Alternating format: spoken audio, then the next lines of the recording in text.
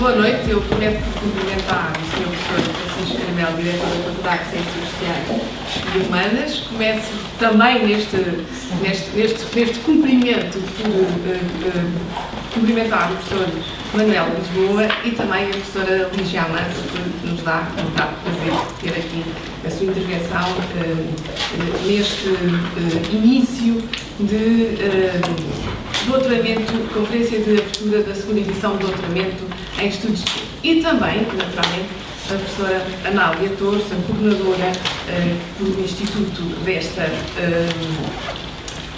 deste doutoramento. Para nós é de facto um enorme prazer receber aqui a segunda edição do doutoramento em estudos de género e com esta organização. Esta organização, que é uma organização tripartida, 3 instituições que reúne 2 universidades e que é de facto um exemplo por o número de participantes, que eu também quero cumprimentar a assistência e os estudantes, por o êxito ao nível do ensino, mas também o êxito ao nível da investigação. Eu penso que são mais de 20 estudantes nesta segunda edição. A primeira foi um enorme êxito, não só pelo número de estudantes, mas naturalmente pelos projetos, por as nacionalidades e por a inovação que este doutoramento traz. Esta segunda edição é, naturalmente, uma edição muito promissora, irá continuar o excelente trabalho e potenciar novos trabalhos. Não é muito fácil reunir diferentes universidades num consórcio que também a sua forma de governação é inovadora e, portanto, isso deve ser aqui destacado. Eu não vou, há naturalmente muitos assuntos para poder destacar, mas eu acho que a melhor forma de destacar é exatamente aquilo que tem acontecido até agora. E aquilo que tenho a certeza que irá continuar a acontecer. Para o Instituto Superior de Ciências Sociais e Políticas é de facto um enorme agrado continuar a apoiar este tipo de iniciativas que têm uma enorme implicação depois também em termos de agendamento público daquilo que todos estes estudantes irão continuar a desenvolver no âmbito dos projetos. Este trabalho é de facto um trabalho que só é possível graças a uma ideia, graças a uma enorme capacidade de colaboração e desenvolver iniciativas em conjunto, que há uma rede de facto bastante alargada e é essa rede alargada que nós queremos aqui destacar, apoiar e disseminar.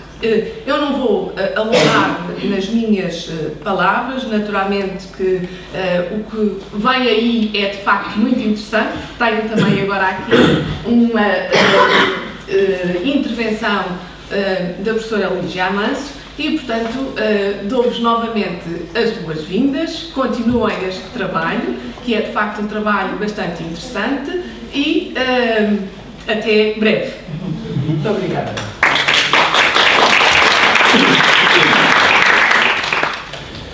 Bom, muito boas tardes. Também gostaria de dirigir-vos algumas palavras, não sem antes saudar a Sra. Vice-Presidente do ISCS, da Universidade de Lisboa, e também incluir nesses cumprimentos, no fundo, os mentores, as almas que estão por trás desta ideia, no pensamento e na ação, relativamente a este inovador doutoramento. Podemos ainda dizer inovador, porque esta vai ser a segunda edição do curso. Portanto, a sua primeira edição foi um sucesso, a segunda edição prevê-se que seja um sucesso acrescido e, portanto, ainda estamos a poder falar no âmbito da inovação e, portanto, queria estender os meus cumprimentos e saudações àqueles que foram os mentores e continuam a ser os mentores deste projeto, a professora Anália Torres, a professora Teresa Beleza, o professor Manuel Lisboa. Naturalmente cumprimentar a conferencista de hoje, a sua professora Lígia Amancio, e dirigir-vos umas palavras sobre aquilo que para a nova FCSH enfim, tem de relevante fazer parte desta parceria. Alguns dos aspectos já foram adiantados e não vou insistir neles porque concordo com as palavras da senhora professora Romana Xerez, e, portanto, não vou insistir neles. Mas há alguns aspectos que eu gostaria de sublinhar. Primeiro, estamos perante um ciclo de estudos de doutoramento e se é verdade que todo e qualquer ciclo de estudos, seja ele de licenciatura, de mestrado ou de doutoramento, deve estar ancorado numa investigação de excelência, de alto nível e de qualidade elevada e relevante.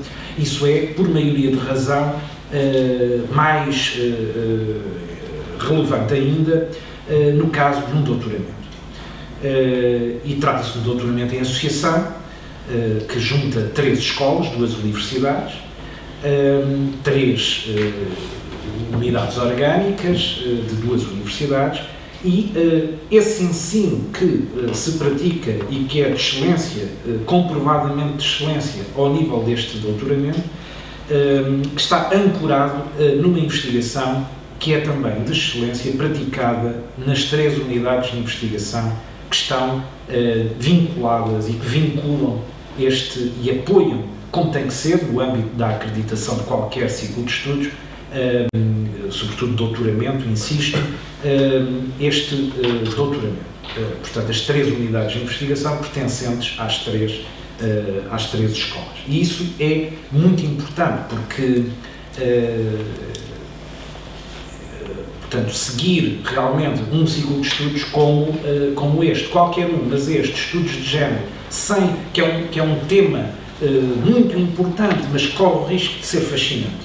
Não é? E isto é o interesse e a relevância, eu diria até o valor social que está por trás ou que acompanha este investimento numa ideia inovadora como é os estudos de género, tem que estar de facto ancorado numa investigação de excelente, numa investigação de alto nível, como é a que é praticada por estas 3 unidades.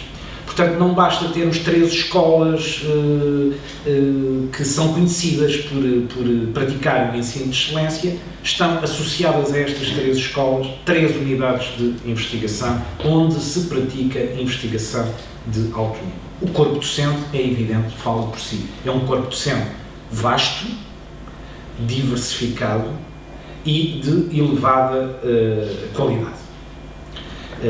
Aquele que caracteriza o corpo docente vindo das 3 escolas. Portanto, temos aqui condições para sustentar uma parceria que vai existir certamente por muitos e bons anos.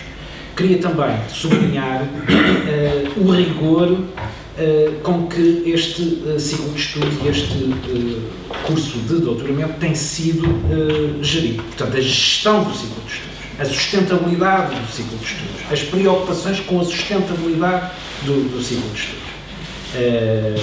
Também é um aspecto que nem sempre é fácil ver. Percebe-se que os académicos também não será dos aspectos a que sintam que devem dar mais atenção, mas é visível na gestão deste curso o rigor que tem decorrido e a sua boa gestão. A diversidade programática que advém também do diversificado e rico corpo docente que aqui encontramos. Eu sinto-me particularmente orgulhoso de ser diretor de uma unidade que participa, de uma unidade orgânica, de uma instituição de ensino superior, que participa nesta parceria e que está por trás da concretização deste ciclo de estudos. Não só porque, já falei nele, há um valor social relevante que não é apenas objeto de investigação, não é apenas tornar os estudos de género um objeto de investigação ou vê-lo como um objeto de investigação interessante. É reconhecer o valor social que ele tem e, por isso, promover também a transferência desse conhecimento e a disseminação desse conhecimento. Eu creio que se há área em que a nossa sociedade, as nossas sociedades, a nossa sociedade portuguesa em concreto, está, digamos, também ela, não apenas ela, carente de receber, portanto, esse conhecimento e de saber lidar bem com estas problemáticas e entendê-las de um ponto de vista sério num ponto de vista objetivo, num ponto de vista rigoroso, esta é uma dessas áreas. Portanto, há um valor social intrínseco e há uma responsabilidade social que as nossas instituições de ensino superior, as nossas unidades de investigação têm relativamente a esta problemática dos estudos de género. Para que esta problemática não seja apenas interessante ou apenas fascinante, ou, porque é apenas isso, transformada num objeto de estudo de interesse exclusivamente mediático, às vezes com o lado demasiado, também não quero ser injusto nisto, mas reconheça-se por vezes, é o que acontece, demasiado superficial e equívoco que estas problemáticas têm em termos em termos mediáticos, portanto, como sabemos. Por isso, há uma responsabilidade social da parte, relativamente a este ciclo de estudo e relativamente ao valor social e a responsabilidade social também que lhe está associada. Por isso, enfim, cumprido que está, e celebramos isso, um ano de existência muito bem sucedida de estudos de género enquanto ciclo de estudos de doutoramento, estamos agora formalmente a dar início à segunda edição deste curso, muito animados e muito mais ainda responsabilizados, porque, enfim, corpo discente que se comprova que é diverso também e que tem origem em vários outros países, o que comprova também o caráter interessante do ponto de vista da atração e do ponto de vista do interesse internacional que este curso pode ter. Eu creio que é uma responsabilidade acrescida e, portanto, quero, por um lado, dar os parabéns do ponto de vista da ideia, felicitar do ponto de vista da realização e da execução deste primeiro ano e dizer que acresce a responsabilidade de uma ambição que deve ser uma ambição positiva, mas acrescida, relativamente a este que está a começar hoje formalmente, mas que já começou, não é? Na prática, e a outros que hão de vir, a outros anos que hão de vir depois deste. Portanto, um bom ano letivo é o que desejo a todos os alunos e a todos os docentes do ciclo de estudos de doutoramento. Muito obrigado. Minha amiga e minha querida colega Lígia Amâncio, tenho mesmo um grande prazer de vos apresentar a Lígia Amâncio, das tarefas talvez mais simpáticas que uma pessoa possa fazer é apresentar alguém relativamente à qual tem uma grande estima e consideração do ponto de vista intelectual e pessoal.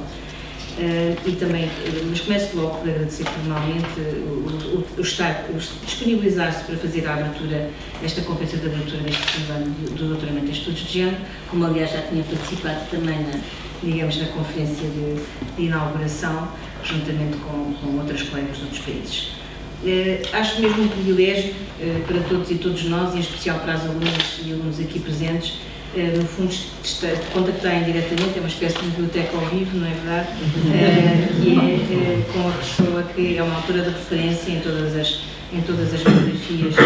A sua vasta obra é muito recomendada, exatamente pela sua centralidade nesta área dos estudos de género. Estamos perante uma obra transversal também, que começa parte da psicologia social, mas, no fundo, como qualquer área ligada aos estudos de género e aos estudos feministas, acaba por ter uma componente extremamente transversal, como se a professora Lígia fosse, no fundo, pedindo às disciplinas e quase interpelando as disciplinas relativamente ao tema, que é este tema, primeiro, da igualdade entre homens e mulheres, mas também depois das questões do próprio género, de um conceito mais alargado, que tem que ver com um conjunto de coisas relativamente às quais que ultrapassam só a relação entre homens e mulheres e que têm a ver com as questões da sexualidade e da forma como as pessoas, homens e mulheres, se vão construindo enquanto seres sociais nos contextos diversos em que estão integrados.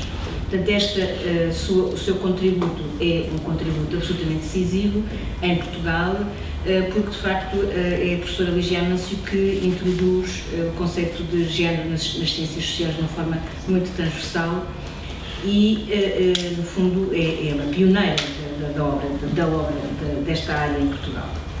Aliás, o livro em sua homenagem, que é Lígia Amâncio e o género como ação sobre o mundo, que está acessível, reúne um conjunto de 13 textos que vão desde o orientador até colegas, até também orientandos e orientandas, que dão um perfil extremamente rico e vivo, quer do ponto de vista científico, dos contributos que a professora Ligiana se deu para esta área, quer relativamente à forma como respondeu sempre aos desafios que lhe foram colocados do ponto de vista dos cargos institucionais que foi desenvolvendo ao longo do tempo. E, portanto, e também, evidentemente, dá muito bem um toque mais pessoal relativamente a todos os que colaboraram no curso, no livro, relativamente às qualidades humanas e à forma como sempre se relacionou com os mais jovens, que orientou, mas também o apoio às iniciativas promovidas por pessoas até fora da academia, mas que tiveram a preocupação, como houve muitas pessoas ao longo do tempo, de promover os estudos de género, os estudos feministas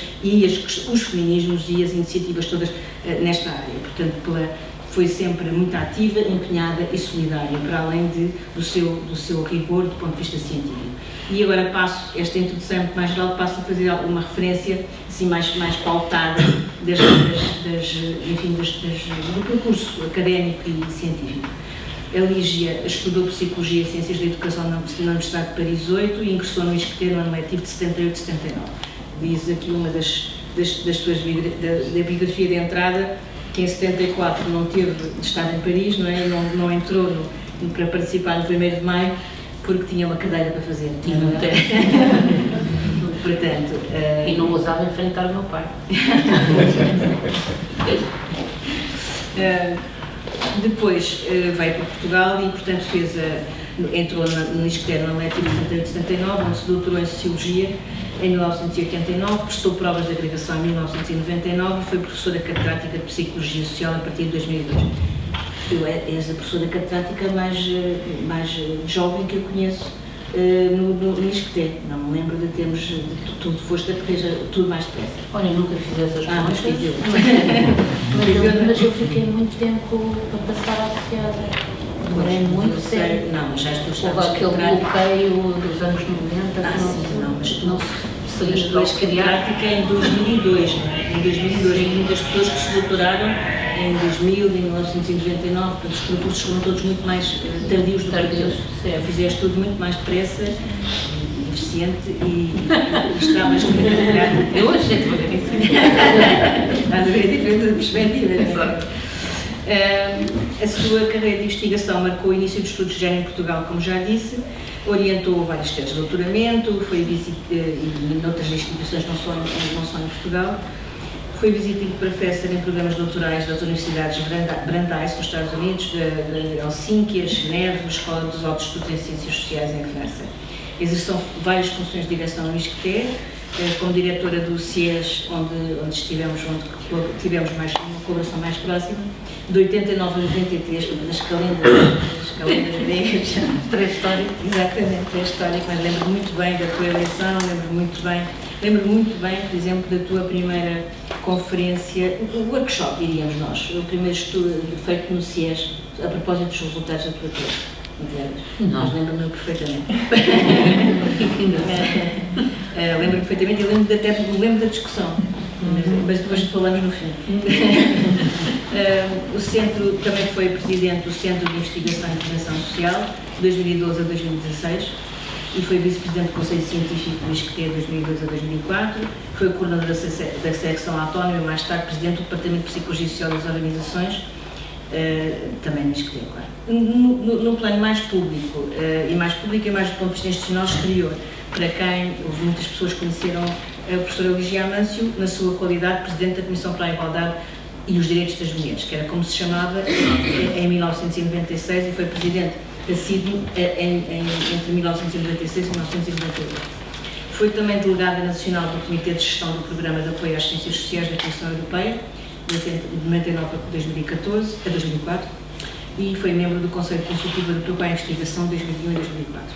Foi também vice-presidente da Fundação para a Ciência e Tecnologia entre 2006 e 2012 e foi um cargo muito importante para as ciências sociais. Devo dizer que nesta fase, foi uma fase com fases complicadas, a Lígia foi essencial no seu papel dentro da FCT, na ponte que fez com as ciências sociais, em alturas em que as ciências sociais estavam relativamente ameaçadas, não é? E houve muitas intervenções da Legião Anâncio, e isto eu acho que as pessoas não sabiam, portanto eu quis de fazer detalhadamente o teu currículo. Foi muito importante e, portanto, esta dimensão, como vem, excede muito apenas a participação nas áreas do género. É uma dimensão do ponto de vista mais global da intervenção na área da ciência, do ponto de vista, e, portanto, as questões também institucionais, do compromisso institucional no sentido mais comprometido, não é? Não é fácil estar à frente das instituições, em fases fáceis e também em fases difíceis também não é. Atualmente coordena o projeto europeu. Não, tenho mais coisas para dizer, também foi vice-presidente da Fundação, foi membro do Conselho de Ética para as Ciências da Vida, entre 2009 e 2014. Atualmente coordena o projeto europeu Systematic Action for Gender Equality e é membro do Conselho de Curadores da A3ES, está aposentado. Bom, a questão fundamental deste currículo, que entretanto há muitas coisas que foram omitidas, porque não foram evidentemente todas aqui faladas, há muitas. Queria destacar duas coisas que têm que ver basicamente com a obra vastíssima. Vocês podem ir à página do CIES, do ISCTE, do CIS, não é? Que tem Ciências que tem, não é? Ciência e tem todas as obras mais recentes, as referências completas. Estou a dizer isto porque há imensas coisas que estão lá, que te interessam às vossas áreas de doutoramento, quer dizer, porque há uma produção também transversal relativamente às questões do género, das profissões mais prestígio, mas também um conjunto outro de obras mais teóricas, como vocês sabem que aliás já usámos até mesmo já neste segundo ano, primeiro ano que se usa, são obras de referência. Temos o privilégio de ter a colaboração da professora Ligia Amâncio também na pós-graduação criada aqui no ISCTE, pós-graduação em Igualdade de Género, que já vai na sua segunda edição, e evidentemente que toda esta obra, toda esta produção, toda esta colaboração que a professora Ligia nos vai dando é um contributo precioso, e é precioso porque o que nós sentimos muito, nós agora estou a falar, nós as duas sentimos isto muito, que é, e o Manel Lisboa e um conjunto de pessoas que se têm dedicado a esta área recente, quando lidamos com, digamos, a produção, a relevante produção científica que tem existido nos últimos 40 anos, nós percebemos que nós estamos a dar estes passos que alguns países deram há muito mais tempo. Portanto, a exposição e muitos dos problemas que nós temos, que têm a ver com a questão das políticas públicas, que têm a ver com as dificuldades das pessoas perceberem a importância da igualdade de género, que têm a ver com a dificuldade que as pessoas têm em perceber, por exemplo, estávamos a falar há pouco dos professores, que há coisas na Constituição Portuguesa que estão lá para serem aplicadas e que as pessoas se sentem muito distantes delas, porque para além da ignorância há muitos outros fatores, não é? Mas basicamente também há uma questão que tem a ver com a exposição aos temas, com a familiaridade com os temas, com não saberem como é, de facto não terem informação sobre um conjunto de questões que noutros países há muito mais tempo essa produção vai ser. Nós celebramos muito este doutoramento, mas para muitos de nós ele vem muito tarde. Não é? Vem muito tarde. Nós sabemos o que se perdeu pelo facto de não termos conseguido formar pessoas que precisariam de estar nas escolas, precisam de estar em contacto com os jovens, e, no fundo, para fazerem mainstream em relação a esta área, que é uma área tão relevante, não é? Tão relevante e tão importante do ponto de vista dos seus efeitos em termos sociais, do ponto de vista global, em termos da igualdade, etc. Portanto, eu tenho o grato prazer de contar com a Cinta, aliás, que é quase como se fosse um membro do CIEC, que não é, mas porque a sua presença pela obra e também pela solidariedade é muito forte connosco. Eu tenho também só que dizer que para mim foi absolutamente central em 1954 a publicação do Masculino, Feminino, a Construção Social e a Diferença, não só porque aquilo também, como muitas vezes nós dizemos enquanto professores e professoras, que é que às vezes através de um livro nós viajamos muitíssimo, porque ele nos permite tomar contacto através das suas referências com muita produção. Foi como aconteceu em 94 com o livro da Lígia, com esse livro da Lígia, e portanto sinto que houve ali portas que se abriram a partir dessa publicação, que entretanto eu não tinha acesso, sempre tinha acesso a outras, mas a outro tipo de literatura. Pessoalmente e profissionalmente ganhei sempre imenso com as portas que a Lígia abriu, e também quando criei com a professora Maria dos Dores Guerreiro, criámos uma estátua de sociedade, fui logo a correr pedir a colaboração da Lígia para uma cadeira na área do género, que eu sabia que era uma área que era muitíssimo importante também na área da família. Portanto, Lígia, estamos muito gratos por estares aqui, por existires, por produzires, e temos muita expectativa naquilo que tu vais dizer, porque aprendemos sempre muito contigo. Muito obrigada, Anália. Realmente deixaste-me aqui numa posição muito desconfortável. Eu tinha se calhar não trabalhei à altura desta apresentação e para já peço desculpa antecipadamente.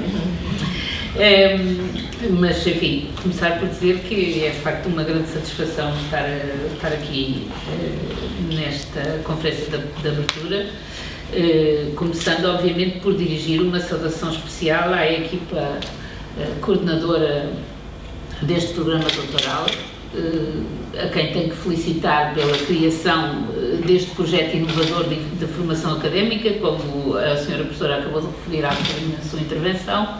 É de facto inovador, mas também pela condução de negociações no seio das instituições para o pôr em prática, porque é de facto, também já foi referido na abertura da sessão, é de facto uma raridade a colaborações entre instituições do ensino superior em torno de projetos comuns. Portanto, eu julgo que este doutoramento é realmente duplamente inovador, exatamente por isso, não só pelo tema, em que forma, em que se propõe formar os seus estudantes, mas também por aquilo que representa do ponto de vista da maturidade institucional no ensino superior em Portugal.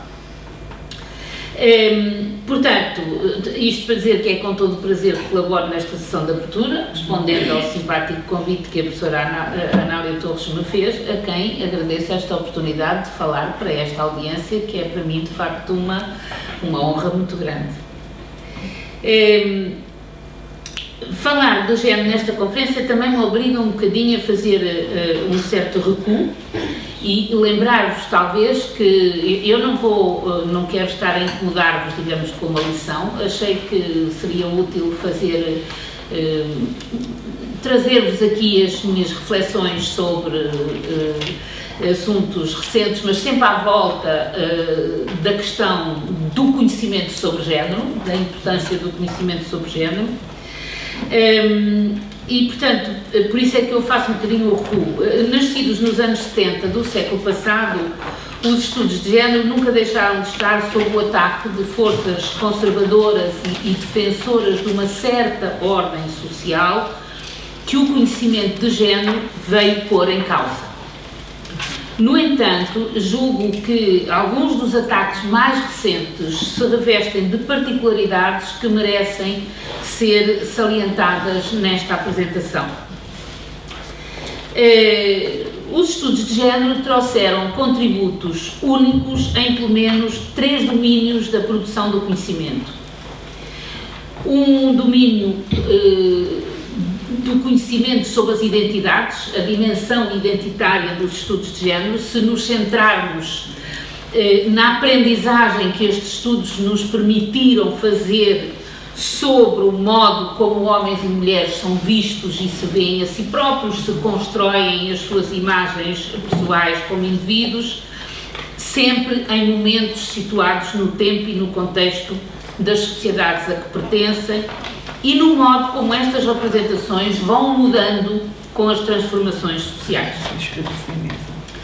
Uma dimensão epistemológica mais ligada ao conhecimento propriamente dito, se nos centrarmos no contributo dos estudos de género para expandir o nosso conhecimento sobre homens e mulheres na intersecção com outras pertenças sociais, incluindo o masculino e o feminino, e na articulação com outros campos e disciplinas científicas, gerando assim novos conhecimentos e campos interdisciplinares. Finalmente, uma dimensão política, se o nosso olhar se centrar nos movimentos sociais que deram origem aos estudos de género e que esta área do conhecimento, por sua vez, estimulou e alimentou nos seus vários desenvolvimentos.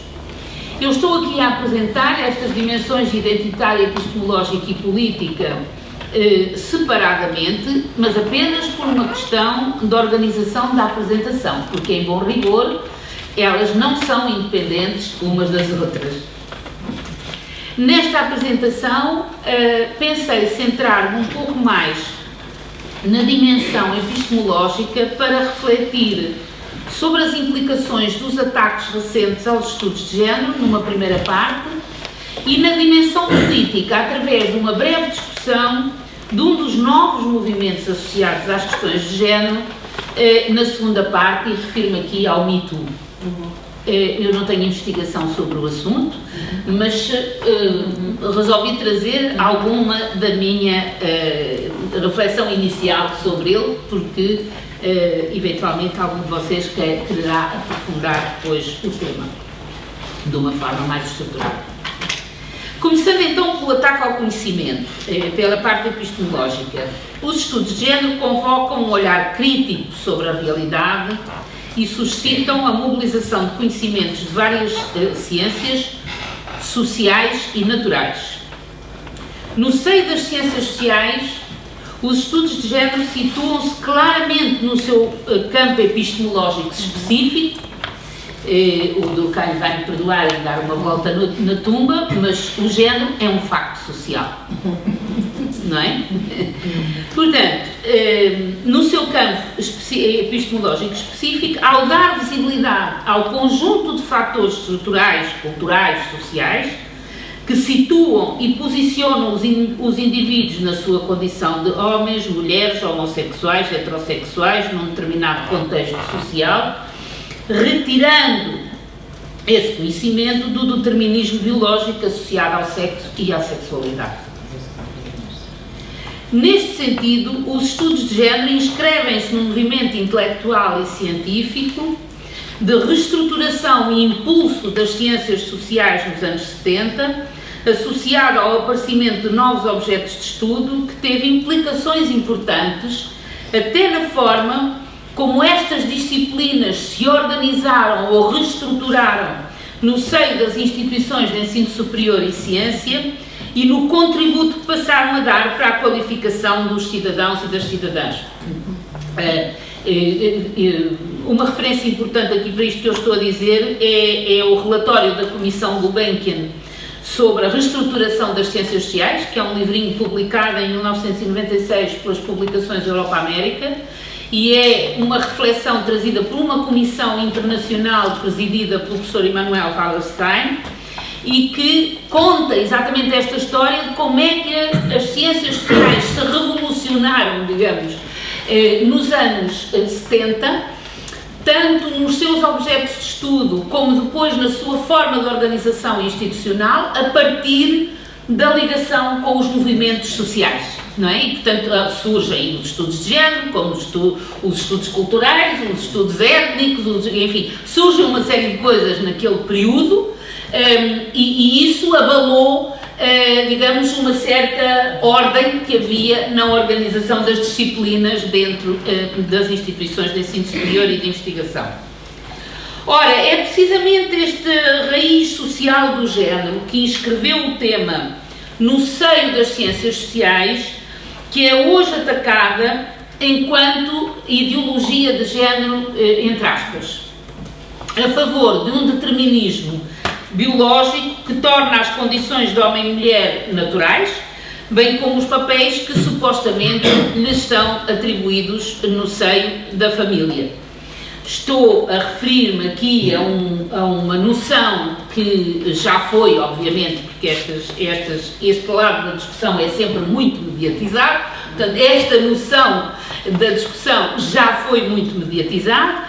É uma ideia que surge, por um lado, em textos do Vaticano, mas por outro lado, que se cruza com um discurso assumido pelos dirigentes dos antigos países comunistas na Europa do Leste, porque acham que as questões do género estão ligadas a essa imposição que ocorria no tempo do domínio soviético, não é? E aí era tudo ideologia, e portanto o género também passou a ser ideologia, e é preciso combater, porque esses países agora não querem esse tipo de... Enfim, portanto, há aqui realmente uma mistura de agendas um bocadinho explosiva à volta desta questão, que exige reflexão e alguma calma e ordem mental. Encontramos aqui, neste combate aos estudos de género por via do tal epíteto de ideologia de género, encontramos aqui uma argumentação assente na definição binária do sexo-género, que nem sequer é hoje confirmada pelas próprias ciências biológicas, e há referências recentes. Há, por exemplo, um artigo de 2015 na Nature, muito interessante, exatamente a dizer que, do ponto de vista biológico, não há dois sexos. Quer dizer, isso é uma simplificação que o senso comum gosta de... mas à medida que se vai conhecendo mais investigação genética e na biologia, cada vez é mais evidente que há contínuo entre os sexos, em termos hormonais, que os próprios... a própria reprodução não dá logo à partida origem a seres completamente binários. Bom, enfim, portanto, esse artigo da Nature de 2015 mostra isso muito bem. Mas portanto, encontramos aqui uma argumentação assente na definição binária do sexo, que nem sequer é confirmada, do sexo transposto também para o género, claro, que nem sequer é confirmada hoje pelas ciências biológicas, mas que se reveste de outras particularidades que eu julgo interessante salientar. Em primeiro lugar, não é apresentada a evidência científica que invalide a já produzida pelos estudos de género. Antes, portanto, não há um debate científico aqui. Antes se combate a evidência científica com a crença ou a vontade divina. Em segundo lugar, ao remeter as explicações sobre o género para o domínio do naturalismo, retira-se legitimidade analítica às ciências sociais e às explicações culturais e sociais. Neste sentido, estes ataques aos estudos de género constituem também um ataque às ciências sociais, na medida em que põem em causa a capacidade dos indivíduos para refletir e agir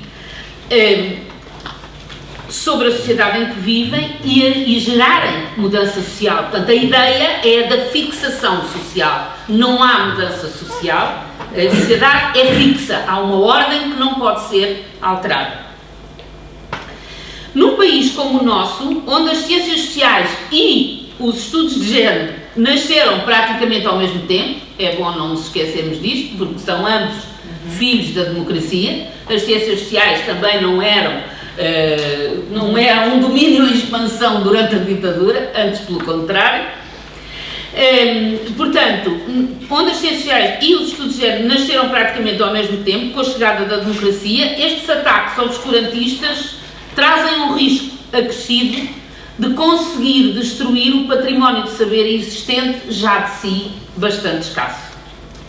Com efeito, eles ocorrem numa sociedade, isto já foi aqui referido também, pouco qualificada para refletir sobre as questões sociais, dada a escassez de formação académica nestas áreas, mas que ainda é menor no âmbito dos estudos de género, exatamente porque isto começou tudo muito tarde. Isto porque, como já tive a ocasião de referir noutros contextos, enfim, lembro-me bem disso, a Academia dificultou muito o desenvolvimento dos estudos de género em Portugal, na sua vertente formativa em particular, já que a vertente da investigação dependia mais da liberdade individual dos investigadores e das investigadoras e era mais difícil de limitar, embora muitos dos percursos individuais da primeira geração de investigadores e investigadoras em diversas disciplinas tivessem ficado marcados por essa ousadia. Basta lembrar a história da Teresa Beleza, que é assim uma história completamente nunca vista. Quer dizer, o aparecimento tardio de programas como este que aqui nos traz hoje, 40 anos depois do fim da ditadura, é a prova evidente do que acabo de dizer. Portanto, está bem, o género podia ser uma coisa investigada por umas pessoas esquisitas que estavam lá arrumadas num canto, mas agora contar isso aos alunos sob a forma de cadeiras, de programas de pós-graduação, etc., isso aí já era outra conversa, não é? Portanto, isto explica porque é que, de facto, isto demorou tanto tempo.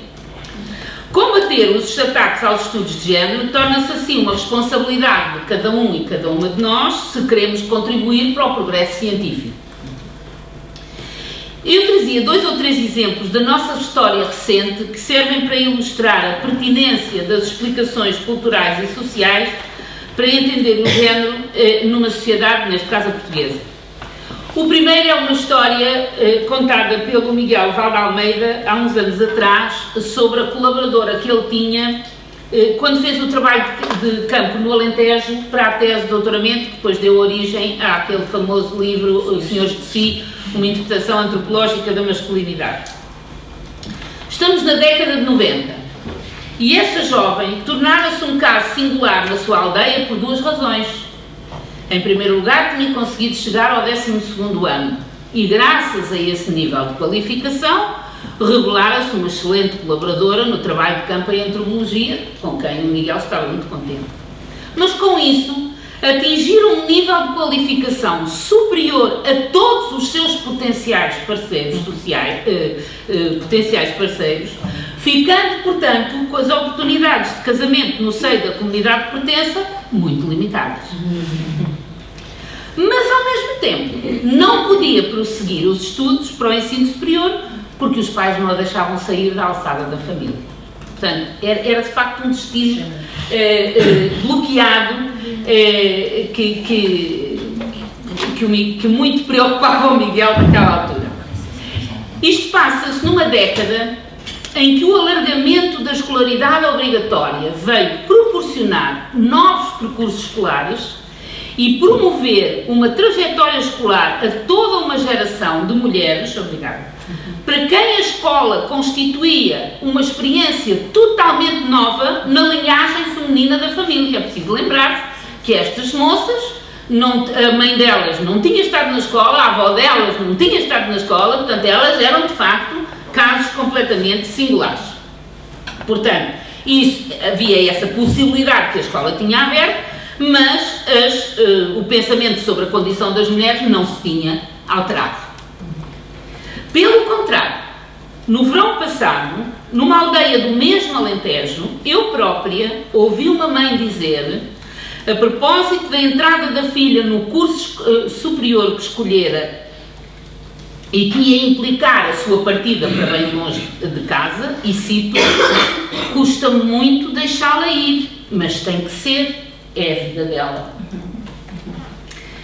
Em pouco tempo, observamos a mudança na importância atribuída à qualificação e às oportunidades que ela abre para as mulheres, de que decorre um maior investimento na escolarização das raparigas e um maior respeito pela sua autonomia, mudanças que alteram significativamente a condição das mulheres no plano da igualdade e da liberdade.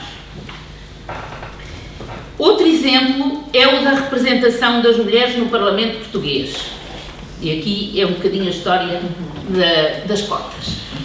Certamente terão acompanhado as notícias que davam conta de que o número de mulheres eleitas nas eleições do passado dia 6 de outubro era o maior da história da democracia. 89 mulheres no Parlamento, ou seja, mais de 38%.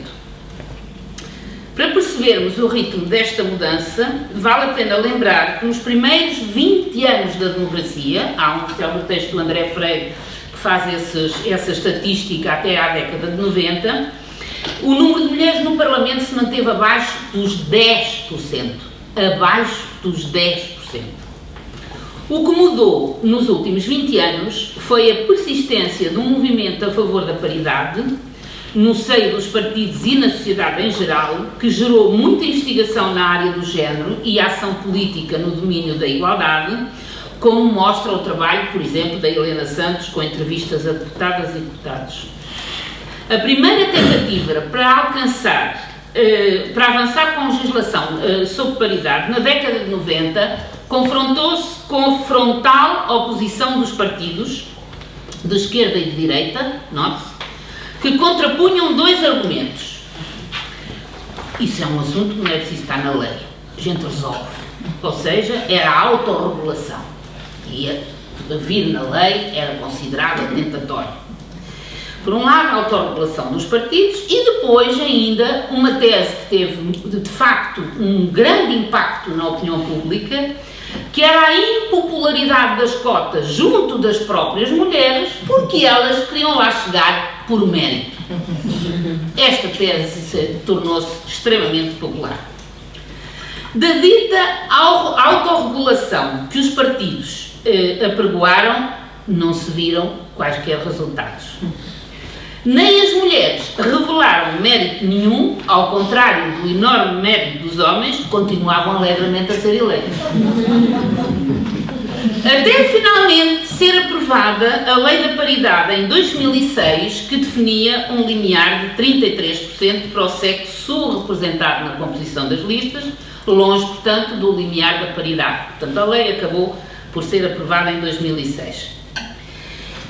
Isto porque, para resistir à participação das mulheres, os partidos tinham adotado estratégias na composição das listas que lhes permitiam respeitar a lei pelos mínimos, ao mesmo tempo que evitavam a eleição das mulheres, bastante para isso colocá-las sempre nas mesmas posições, era a número 3, a número 6 e a número 9, e aquilo ia por a lista 3 em 3, mas nunca colocando mulheres no topo das listas. Portanto, elas, de facto, quer dizer, os primeiros lugares são os mais importantes em termos de probabilidade de eleição. Até que em 2018 a lei foi revista de modo a contornar esta estratégia e o milagre aconteceu. Isto é, as mulheres passaram a ter mérito, de um dia para o outro, aquilo foi, quando os partidos finalmente aceitaram que a democracia representativa implicava a participação das mulheres e passaram a elaborar as listas de modo a que elas refletissem o universo dos eleitores e das eleitoras, participando assim para a mudança da cultura política. E toda a gente se esqueceu do mérito, porque é muito curioso. Já ninguém fala nisso, mas houve sociólogos, como tu te lembras com certeza, que faziam, escreviam livros só a provar que era o mérito.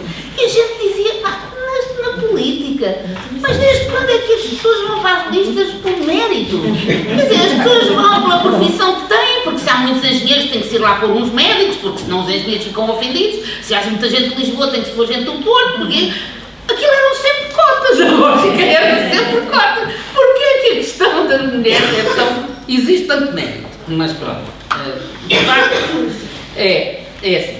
Por último, para ilustrar a importância das explicações sociais nos percursos e nas condições de vida de homens e mulheres, refiro o trabalho coordenado pela Anália Torres, Igualdade de Género ao longo da vida e da Fundação, publicado pela Fundação Francisco Manuel dos Santos, onde se comparam diferentes fases da vida e se colocam os dados sobre Portugal em comparação com outros países europeus, mostrando que as diferenças não resultam dos indivíduos, homens ou mulheres, mas sim das características do desenvolvimento dos países em comparação.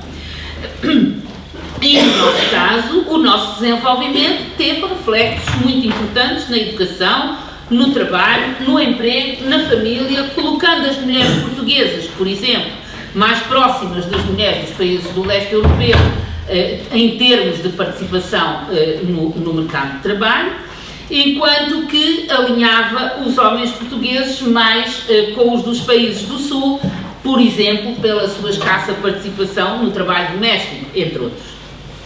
Das configurações dos contextos sociais resultam, portanto, ordens de género diferentes, como diria a Raybin Connell, não é? Cada sociedade tem a sua ordem de género num determinado momento.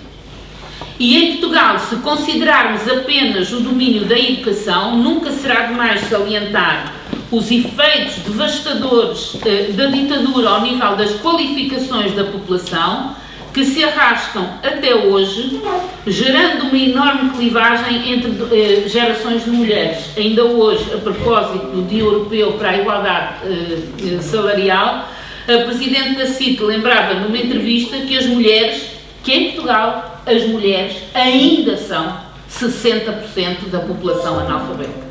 Isto é, de facto, uma herança absolutamente esmagadora, não é? A meu ver, este déficit estrutural da educação explica certamente a persistência de estereótipos de género, nomeadamente ao nível da divisão do trabalho doméstico.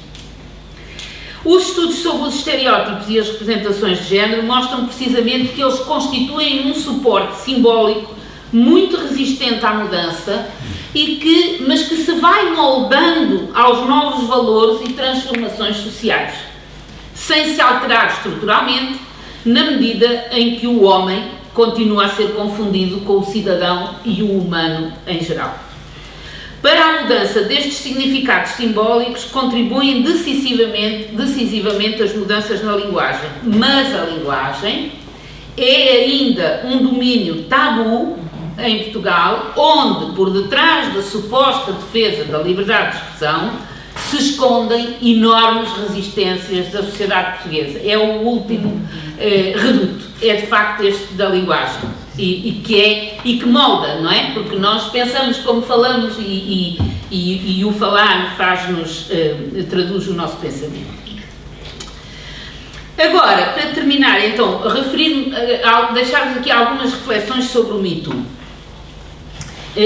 Começando por dizer que não se centram na análise da emergência e formação do movimento, mas antes nas formas de resistência que o movimento encontrou e encontra um pouco por todo o lado. A primeira forma de resistência tem a ver com a percepção comum sobre o assédio sexual, que assenta em linhas gerais numa concepção de sexualidade em que a sexualidade masculina é vista como predadora do corpo feminino.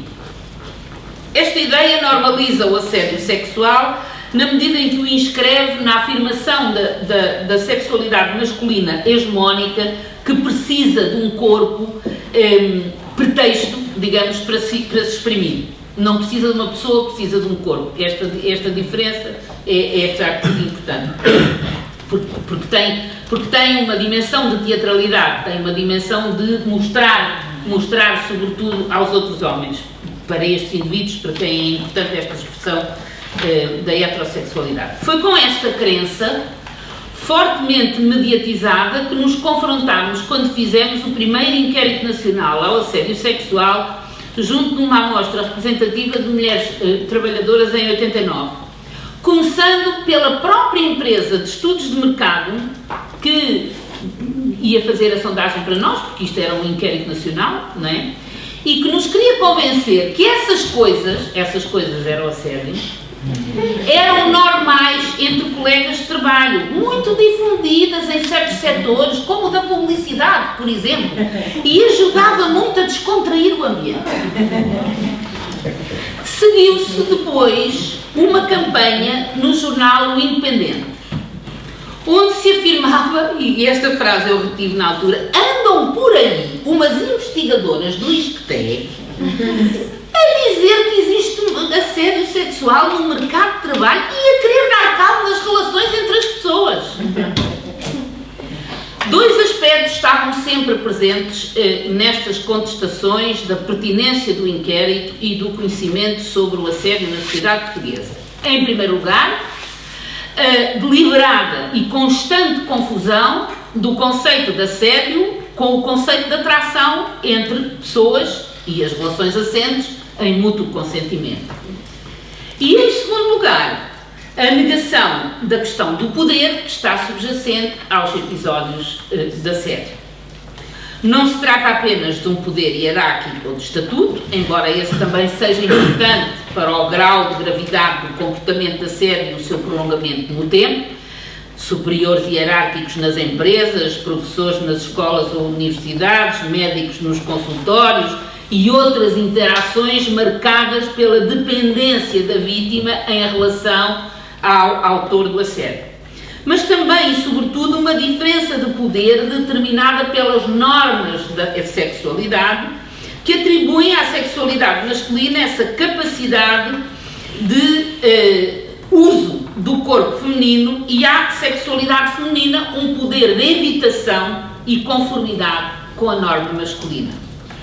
Hoje em dia, o assédio sexual perdeu a importância que tinha, a prevalência que tinha, não é a importância, mas a prevalência que tinha no espaço público ainda há poucos anos, como forma de expressão da masculinidade hegemónica, tendo praticamente desaparecido da rua, onde era extremamente prevalecente, de tal maneira o era, que quando fizemos esse inquérito em 89, verificámos que os participantes se tinham acomodado e adaptado à generalização das situações de assédio, o que exigiu da nossa parte um esforço pedagógico para ensinar o que a gente estava a falar. A gente não queria falar das relações amorosas entre as pessoas, queria falar daquelas que as pessoas não queriam, que eram desagradáveis. Mas depois de chegarmos a este entendimento, demorámos muito tempo e, de facto, aquele inquérito foi penoso. Tivemos vários pré-testes por causa disso. E depois as relações eram diferentes consoante, as reações eram diferentes consoante a região do país, por exemplo. Havia regiões do país onde a tolerância ainda era maior do que noutras. Enfim. Em Portugal, esta mudança também houve mudança a este nível, como mostra a aceitação do segundo inquérito, que a Anália poderá aqui comprovar, no trabalho coordenado por ela já recentemente. Já não foi necessário explicar do que é que se estava a falar. As pessoas já tinham tido a capacidade de acomodar no plano cognitivo que havia relações de atração entre as pessoas que lhes traziam felicidade e que havia relações de assédio que não lhes traziam felicidade nenhuma. Não é? Portanto, essas coisas que à partida parece evidente, naquela altura, em 89, não era nada evidente. Mas manteve-se em esferas mais reservadas e espalhou-se nos meios onde alguns homens ganharam poder de influência sobre as carreiras das mulheres, permitindo-se exigir favores sexuais em troca de desafios profissionais exigentes, como é aparentemente o caso do cinema e das artes, onde nasce o Me Too. Há ali um contexto específico de hierarquia de poder que é muito facilitador deste tipo de interações. Quando o movimento surgiu, ficámos a perceber quão prevalecentes eram as situações onde a fronteira entre o abuso, a chantagem e o consentimento era tênue. O que aconteceu nas últimas décadas, portanto, foi uma mudança no contexto, com o assédio a mudar-se da rua para espaços mais reservados e onde o erotismo está muito presente na cultura e no ambiente.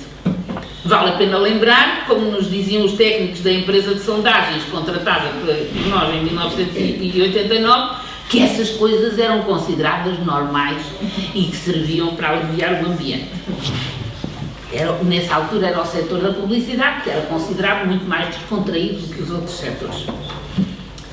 Na controvérsia gerada pelo movimento, é ainda possível identificar o esforço sempre presente quando se trata de assédio sexual, de normalizar este tipo de interações, procurando algum tipo de legitimidade para as situações e, sobretudo, minimizando a voz das mulheres. Em segundo lugar, esta controvérsia levanta a importante questão, a meu ver, da percepção da justiça, que é particularmente enviesada pelo género. Se não, vejamos.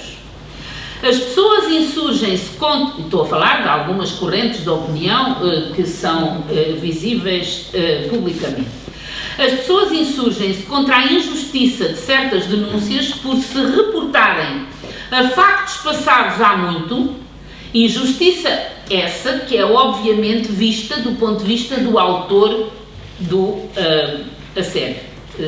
O caso mais recente que eu vi nos meios de comunicação social foi o caso do Plácido Domingo, que foi objeto de uma manifestação de solidariedade pelo público vianense à entrada para um espetáculo, mas teve que abandonar o seu lugar de diretor de um teatro, se não me engano, em Los Angeles, nos Estados Unidos.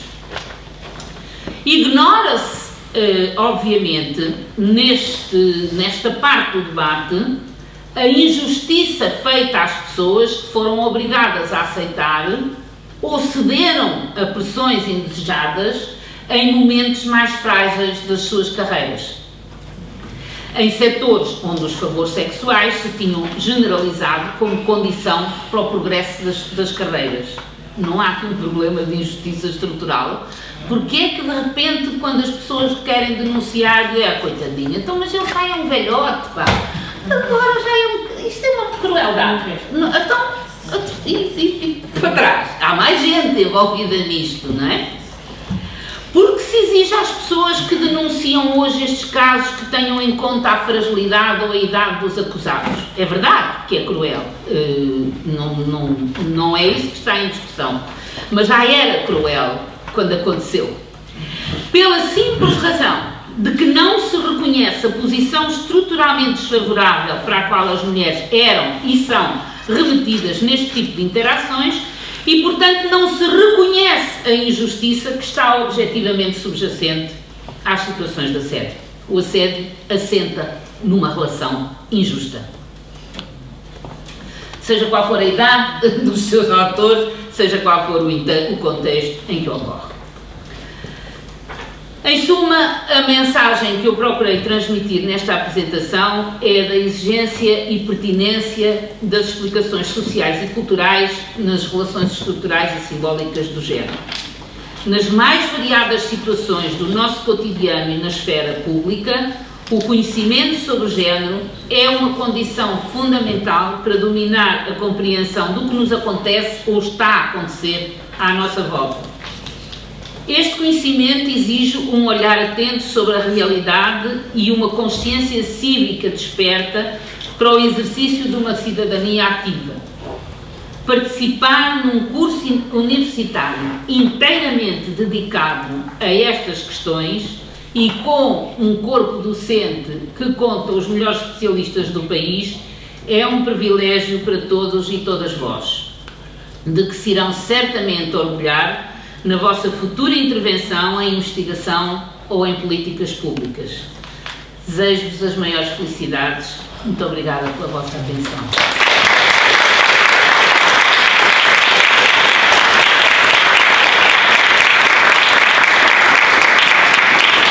Muito obrigada, Olivia. Conversámos que estarias disponível para para umas perguntas. Alguém quer dizer alguma coisa, perguntar, foram temas também muito interpelantes, os exemplos foram muito interessantes. Havia aqui coisas a dizer sobre os exemplos. Pode ser também que me lembro, quando fizeste o trabalho do assédio no ISCTE, lembro-me dos colegas dizerem assim, eu também quero ser assediado. Tal era a ignorância, tal era a ignorância sobre isso. E portanto era um tema não digo de chacota, mas entre colegas, não é? Entre colegas, apanhar algumas dessas coisas, claro que temos discussões sobre isso a propósito desse tema. No meio académico? No meio entre nós, sim. Claro que as pessoas mais por dentro não diziam isso, as pessoas, mas isto é também para mostrar a total ausência de noção do que é que estava a ser dito.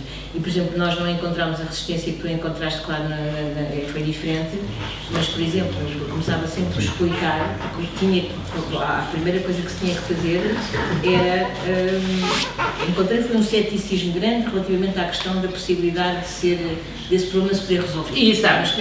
Agora era... O efeito da queixa, exatamente. E os parceiros, e depois, muito interessante, como o projeto foi conduzido com parceiros, também as pessoas a perceberem através à medida que iam ficando dispostas a dizer, não, mas há coisas a fazer, não, mas pode-se fazer isto, não, mas tem cá um manual a cumprir, não, mas isto... E a primeira coisa que era absolutamente essencial explicar era o que é sério do que não é sério. A coisa básica da sedução, da diferença, isto era... Depois a partir daí a coisa já se ia, mas era preciso, mas foi também o problema da exposição e da tentativa de mostrar o que é que se passava, porque é que era, fazer as distinções, etc.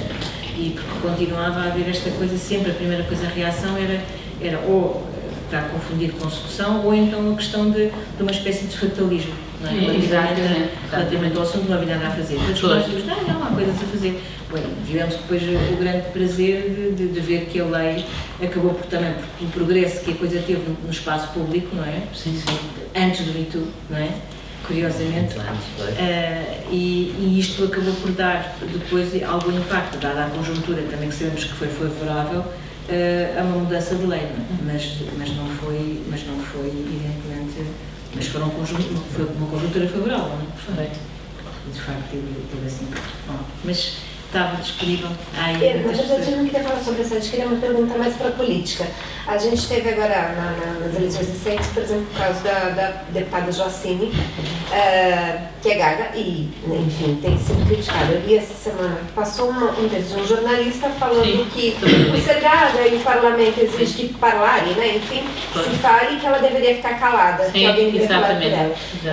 Temos, então, acesso de mulheres à política, né, por cotas, mas ainda temos uma resistência muito grande para que essa mulher ocupe esse espaço. Como lidar com isso? O que a gente deve esperar agora nessa nova fase de mais mulheres no parlamento, mulheres gagas falando, inclusive, né? O que a gente deve esperar de reação a isso? Porque imagino que vai vir uma reação forte a isso, nesse sentido. E como lidar com isso, sabe? E de que formas a gente pode lidar para que isso, enfim, para que isso não tome corpo, não ganhe força, inclusive na extrema-direita. Podíamos juntar as outras questões. Eu peço imensa desculpa por não ter assistido desde o início na sua palestra, mas foi de todo possível chegar ao lado. E a questão que eu lhe queria colocar, provavelmente vai falar desse assunto, mas é uma questão relacionada com uma inquietação que eu tenho. Hoje em dia, quando se fala dos estudos de género e da igualdade de género, há imensa gente que confunde a igualdade de género com a igualdade dos géneros. Portanto, confunde o masculino com o feminino portanto, leva-se sempre para a discussão ou para o pensamento de que, quando nós estamos a fazer conquistas em termos de igualdade de género, estamos provavelmente a fazer com que os géneros se misturem ou deixem de ter autonomia por eles próprios. Eu gostava que falasse um pouco sobre esse assunto. Mais outra pergunta? Ou seja, achei muito interessante quando a professora falou que são necessárias mudanças ao nível da linguagem, seria talvez o último reduto. E gostaria de colocar uma questão que tem a ver com o tema que eu tenho interesse em estudar. Na nossa sociedade, o peso da Igreja Católica continua a ter, a este nível, a nível das representações simbólicas, um peso tão grande que eu não vejo depois na sociedade nenhuma análise à ideologia da Igreja Católica. Gostava de ouvi-la sobre isso. Vou aproveitar para fazer uma perguntinha rápida. Tem muitas questões também, mas como já foram 3. Professora, em se tratando de estudos de gênero, a gente precisa reivindicar igualdade ou equidade? Seria só essa. A primeira questão seria só essa. Obrigada. Sim, obrigado pela intervenção, professora. Seja no assédio, seja nos ataques às ciências sociais que a professora referiu, ou seja nos estudos de gênero no início, e a professora também falou, fica a ideia da presença do poder, o medo do quebra da estrutura do poder. Sim. Quando há estudos. E então, como é que nós acabamos por quebrar a estrutura do poder no fim? Tipo, que é esperado de nós, tipo agora estudantes de doutoramento, estudos de gênero também, na contribuição da continuar a questionar o poder em tanto estrutura e como é que nós podemos entrar ali e fazer uma contribuição mais complementar ao que já tem sido feito. Muito obrigada. Eu vou tentar agora responder, porque senão esqueço. Se consigo manter a ordem.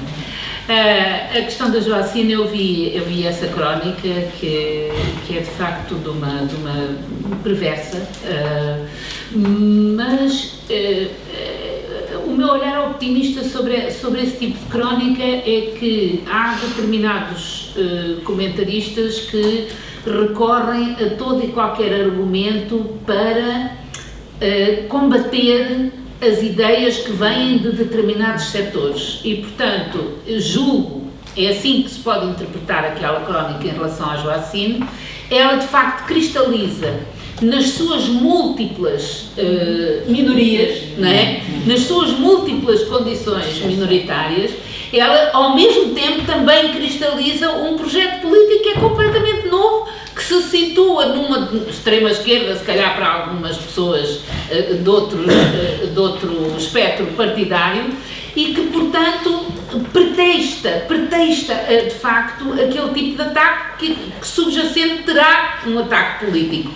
É um olhar otimista, eu reconheço, porque de facto à primeira leitura aquela crónica é de facto de uma maldade extraordinária. Quer dizer, como é que é possível pegar na gaguez de uma pessoa e dizer você incomoda toda a gente, esteja calada, no fundo só faltou dizer vai-se embora, não é? O que é espantoso para pessoas que se pretendem muito liberais, mas que não reconhecem a legitimidade do voto de quem eles não gostam, não é?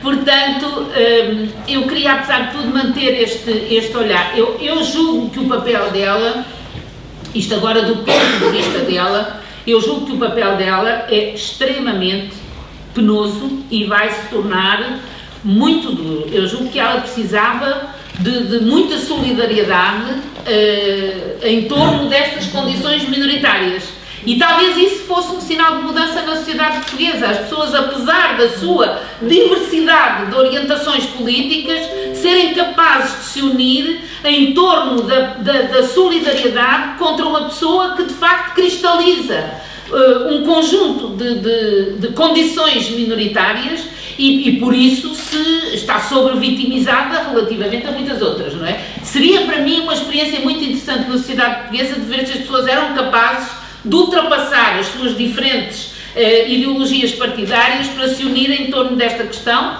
e, desde logo, começando pelo próprio Parlamento, não é? Se o Parlamento fosse capaz disso. Mas, portanto, eu julgo que é um caso muito interessante. Tenho muito receio pelo sofrimento que esta situação lhe poderá causar, porque nenhum ser humano merece isso, não é? E ao mesmo tempo esta curiosidade de perceber se há uma reação intrapartidária na sociedade portuguesa em torno da injustiça que está a ser feita àquela deputada. Questões de género, portanto, a confusão da igualdade de género com a confusão de igualdade entre homens e mulheres, no fundo, essa confusão está sempre presente na medida em que o senso comum, como eu dizia há pouco, persiste em salvaguardar a visão binária. A visão binária que transpõe estes sexos que eu disse que nem a biologia já confirma a existência de dois sexos, no sentido em que são intrinsecamente diferentes e cada um desses grupos intrinsecamente homogéneos. Isso não existe em biologia, de facto, mas o senso comum continua muito agarrado a esse modo de pensamento e o que faz é transpor isso para o género. Aliás, reduzindo completamente o estatuto conceptual do género. É como se falasse de género porque é feio falar de sexo, não é? Como alguém dizia, é feio falar de sexo. Portanto, a visão é igualmente binária, nem se percebe o que é que vem por arrastamento, o que é que o conceito de género trouxe por arrastamento, não é? Portanto, isso é, digamos, o tal combate que é preciso manter ao nível do conhecimento. Depois, a religião. Eu não sei se... Eu devo dizer que, pessoalmente, como aliás disse a certa altura, há heranças do passado recente português que são, para mim, muito mais devastadoras até do que a influência da Igreja. Se calhar também estou a ser muito otimista, mas, por exemplo, aquele aspecto que eu referi da educação, do déficit de educação que a ditadura impôs, porque foi uma decisão. A ditadura impôs um déficit de educação à sociedade portuguesa, à população portuguesa, que eu acho que ainda hoje tem efeitos profundamente nefastos no nosso desenvolvimento, nos nossos atrasos, e nem sei se calhar, como digo, estou a ser muito otimista, nem sei se a questão da Igreja Católica é assim tão importante. Nós somos uma sociedade, de facto, prevalecentemente católica, mas que em todos os inquéritos revela um nível de adesão às práticas relativamente baixo,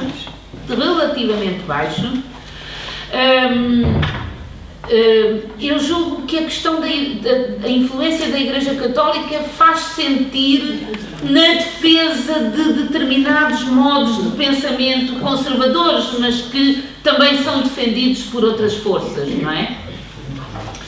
A colega do lado referiu, desculpa, agora vou precisar da vossa ajuda, já está? Finalmente, era o que é que podemos fazer, não é? O que é que podemos fazer? Eu acho que em relação à questão do género, tudo o que nós possamos fazer é sempre útil, quer dizer, não temos que ser de um grande grau de exigência em termos de estruturação, não temos que fundar movimentos, necessariamente, mas quer dizer, se nós conseguirmos, se pudermos, tanto melhor, não é? Mas se nós conseguirmos manter uma ética assente na ideia de que é indispensável o conhecimento, nada disto está resolvido e não se pode ter certezas sobre nada, que no fundo é a postura da curiosidade científica, é isso que o género exige das pessoas, não é? É não aceitar a evidência da crença como, ou o destino como definitivo. Eu acho que isso já é um enorme trabalho. E depois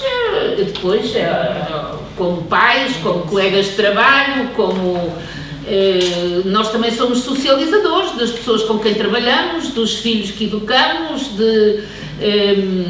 tanto na área do género como na área das questões étnicas. De facto, apesar de tudo, eu não sei se vocês partilharão isso comigo, mas eu acho que nós estamos de facto num momento muito interessante de grande diversidade e riqueza das sociedades. Esses movimentos conservadores de ataque ao género sentem-se um bocadinho interpelados. Nós estamos mesmo numa fase muito interessante de questionamento da ordem de género estabelecida. Há muita variedade, há muitas maneiras de viver o género, de se sentir homem, mulher, não se sentir coisa nenhuma, sentir-se as duas coisas. Quer dizer, e isto realmente é um bocadinho desestabilizador para essas grandes forças conservadoras. Mas, portanto, é uma reação, não é de facto uma ação, nem eu vejo que eles tenham uma eficiência particularmente grande nos seus resultados de contraposição, de retorno ao passado. As pessoas sentem um bocadinho que há coisas adquiridas que já não se podem dar para trás, não é? Bem, está bem, mas as pessoas no Brasil, coitadas, também andam todos à beira de um ataque de nervos, não é? Quer dizer, as pessoas não ficaram sentadas a assistir àquele espetáculo degradante e a ouvir aquele discurso. Quer dizer, é evidente que os meios que estão ao alcance de uma sociedade civil não são os mesmos que estão ao alcance do Estado, em que uma pessoa vai à televisão todos os dias, tem um corpo de ministros a tomar decisões, a fazer leis. Quer dizer, há ali uma desproporção enorme do poder, mas a verdade é que a sociedade civil está a mexer, não é? Sim, só um bocadinho, mas por outro lado a gente está a ver o surgimento da extrema-direita fortemente, como o backlash, há essa expressão muito mais livre. E então, como é que... Ou seja, eu concordo que estamos mesmo numa época muito interessante, mas também estamos a ver uma resistência muito mais violenta a qualquer coisa que seja diversidade ou expressão diferente da estrutura da norma do poder. Então, estamos ali num... Eu não sou propriamente uma especialista nessa área, mas mais uma vez, hoje li uma entrevista de 2 sociólogos ingleses que passaram por cá, não sei, num contexto de uma conferência qualquer, e que falavam exatamente sobre a questão dos nacionalismos e dos populismos nesta época, não é? E que, do ponto de vista deles, era importante manter uma certa distinção relativamente aos fascismos dos anos 30 porque, do século passado, não é? Porque eles achavam que estes populismos são movimentos que não têm a mesma ancoragem no poder violento que tinham os fascismos dos anos 30. É um ponto de vista, nós podemos não concordar inteiramente com isto, até porque acabou de referir, eles quando discordam com muita violência, não é? Não há dúvida que há aqui um problema de insatisfação de certos grupos sociais sentirem-se excluídos ou sentirem que o desenvolvimento da sociedade lhes passou ao lado e eles estão um bocadinho de fora. Eu acho que nós temos um enorme privilégio em Portugal, porque nós partilhamos, apesar de tudo, na sociedade portuguesa, uma cultura democrática fortíssima que nos vem do desejo de modernização democrática deste país. Isso é um desejo que é, de facto, algo de muito difundido ainda na sociedade portuguesa, nos meios intelectuais, não intelectuais, mais populares, as pessoas, de facto, o que nós temos em comum, e eu acho que é isso que nos distingue da maior parte dos países europeus, até mais do que da Espanha. Eu acho que isso não existe em Espanha com a mesma intensidade com que existe em Portugal. As pessoas realmente sentem-se muito identificadas com esta construção da democracia. E isso traz consigo desenvolvimento, progresso.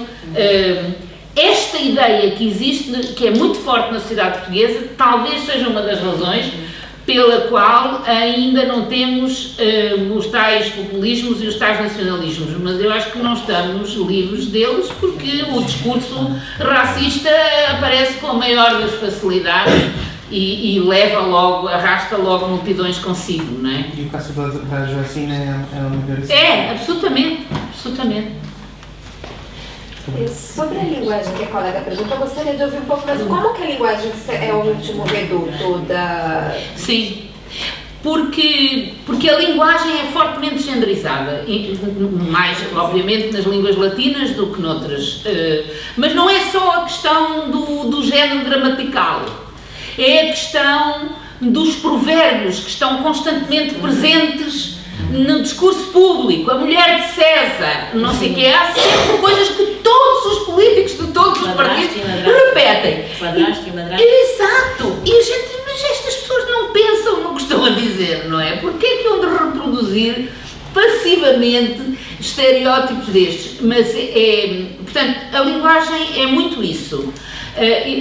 Portanto, não é só a questão do género gramatical e da o combate a isso seria uma tentativa de universalização da linguagem, e a gente viu aqui há uns anos atrás, quando se levantou a questão porque é que não se chama cartão de cidadania e se tem que chamar cartão de cidadão, aqui dá bem as feministas horrorosas, radicais, pronto, calou-se logo o assunto, não é? É elementar, não é? A condição é de cidadania, porque é que se tem que ir escolher um dos géneros gramaticais, neste caso, não é? Porque, como dirão algumas figuras, e lembro das intervenções do professor Jorge Miranda aqui há uns anos atrás sobre isso, de facto o masculino é universal, ele diz assim, é universal, sempre foi, pronto, ok, está bem. Mas olha, desculpe, mas a gente podia tentar que não fosse, não é? Só para dar lugar a mais pessoas, não é? Pronto. Portanto, é a questão do self-evident, não é? Uma é a ordem de género que é self-evident. E recentemente nós temos outra limitação no combate à genderização da linguagem, que é a luta titânica de certos setores da opinião contra aquilo que eles decidiram que é o politicamente correto na forma como o importaram para Portugal. O impoliticamente correto foi importado para Portugal como uma maneira de calar um parceiro que está a dar um argumento, ou uma parceira que está a usar um argumento que a mim não me convém. Ok? E, portanto, isso é um atentado à liberdade de expressão. Visto assim, é um atentado à liberdade de expressão. Só que o politicamente correto é um movimento que surge nos Estados Unidos na sequência dos movimentos dos anos 70, para adaptar a linguagem à diversidade da sociedade.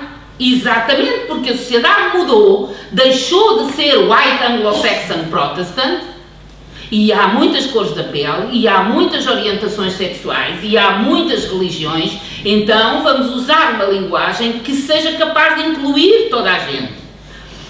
Isso é uma mudança como em qualquer outro domínio, dentro do qual ninguém está mais limitado do que outra pessoa, não é? Mas em Portugal há esse enorme equívoco à volta da ideia da linguagem inclusiva e, portanto, logo que se fala de mudar qualquer coisa na linguagem, agora vem esta a dizer como é que eu tenho que falar. Quer dizer, postas as coisas nestes termos, é evidente que não se consegue avançar. Portanto, isto mostra que há de facto uma grande resistência neste domínio, mas que se nós formos tomando consciência de que isto é uma forma de resistência, porque o politicamente correto nunca tirou a liberdade de expressão a ninguém. Aliás, nós temos politicamente correto em relação às pessoas de idade, nós temos o politicamente correto, chama-se cortesia, não é? Nós tentamos, na nossa linguagem cotidiana, falar com respeito com as pessoas que estão na nossa frente, porque não havemos de fazer isso em relação a pessoas que são minorias étnicas, a pessoas que são... Quer dizer, é isto que complica assim tanto e que é tão atentatório contra a liberdade. Portanto, se nós conseguirmos desfazer esse equívoco em Portugal, conseguimos entrar no domínio da linguagem. Até agora, isto tem sido uma fortaleza. Esta questão, esta confusão com o atentar à liberdade de expressão tem constituído uma fortaleza de defesa da linguagem conservadora. A senhora falou eminentemente na linguagem do ponto de vista da língua, né? E aí, se a gente pensar em outras formas de linguagem, como a imagem ou as linguagens midiáticas, exato, a gente pode colocar nesse mesmo... Exatamente, perfeitamente, exatamente, é exatamente a mesma coisa. Nós temos em Portugal, de facto, uma enorme passividade em relação às imagens mediáticas. A publicidade, por exemplo, tem coisas chocantes, não é? Eu lembro de uma senhora que veio aqui há uns anos para uma reunião, já me lembro, mas acho que era na Fundação para a Ciência e Tecnologia, que era uma técnica da Comissão Europeia, que fez o caminho do aeroporto, que chegou completamente histérica à Avenida Dom Carlos, porque foi numa altura em que havia uma campanha publicitária de uma marca de lingerie italiana que vendia sutiãs, e portanto toda a avenida do aeroporto era só uma fotografia de uma senhora que olhava para os seus próprios seios e a senhora disse: mas que eu nunca tinha visto uma coisa assim, porque ela passou 10 minutos a ver as mesmas fotografias e achou aquilo de uma brutalidade sem nome e que de facto achava que já não era possível num país europeu uma publicidade tão sexista a este ponto, não é? Mas de facto em Portugal porque as pessoas lá está, é como a história do assédio. As pessoas, quer dizer, dá trabalho também, dá trabalho a gente estar sempre a resistir ou a criticar, ou não sei o que, dá trabalho, sem dúvida. A senhora citou que um dos ataques que os estudos de gênero sofrem nesse momento é do campo da ideologia, ou da crença, da religião, e algo que está crescendo muito no Brasil, aqui em Portugal também, mas de uma forma diferente, é o discurso da ideologia de gênero. Sim, eu sei. E aqui em Portugal, cada vez mais, por acaso o que eu estou pesquisando, mas eu gostaria de ouvi-la dizendo sobre se a senhora acha que a academia tem algum papel, especificamente neste sentido, em relação aos discursos sobre a ideologia de gênero, e qual é esse papel? Não, o papel é de confrontar qual é essa ideologia de género, esse discurso que apregoa o ataque à ideologia de género, o que é que quer demonstrar que existe como ordem de género? Quer demonstrar que tem uma outra ideologia de género, portanto é só isso. Essa é a função. E que é uma crença, e que não consegue comprovar cientificamente, mas é uma crença, pronto. Portanto, é esse debate, porque do ponto de vista do rigor das ciências sociais, qualquer pensamento estruturado em torno de crenças e valores é uma ideologia. Portanto, por definição, certo? É uma ideologia. Portanto, essa ideologia de género é utilizada para combater uma forma de pensar o género, mas está assente noutra forma de pensar o género, sobre a qual não se interroga, certo? O papel da academia em qualquer circunstância é sempre interrogar-se, não é?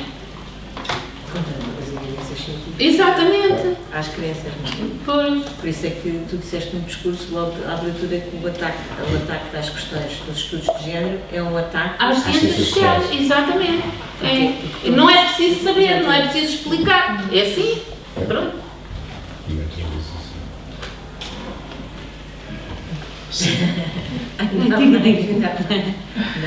Obrigado pela abordagem. A questão também do amor e da dignidade é fundamental, não é?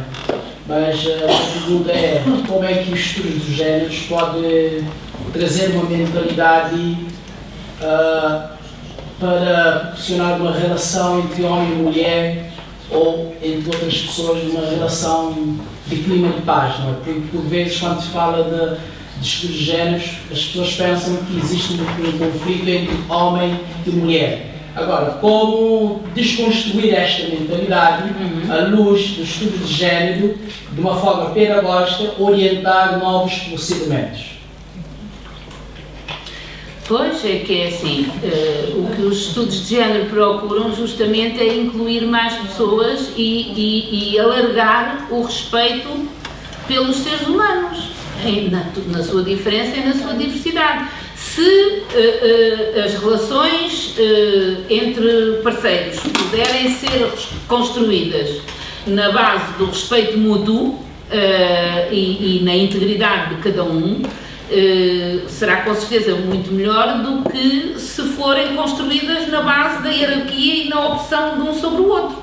Portanto, é só, digamos, é esta proposta que os estudos de género podem fazer, é estarem a produzir conhecimento que possa contribuir para um aprofundamento das democracias, dos direitos humanos, e isso no fundo é o quê? É o respeito pelas pessoas e pela diversidade, não é?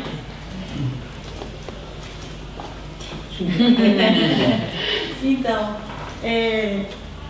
as nossas questões estão muito próximas de, muitas vezes, das nossas experiências pessoais e dos ativismos que praticamos fora da academia. Mas nem por isso, até ainda que eu não fosse ativista, que eu não fosse mulher, o tratamento, aliás, se eu não fosse mulher cis, talvez eu não estivesse sendo questionada por essas coisas. Mas assim, quando se descobre que nós vamos estudar autoras, ou que vamos tratar questões de gênero, há dentro da própria academia uma força a enquadrar as nossas questões como militância.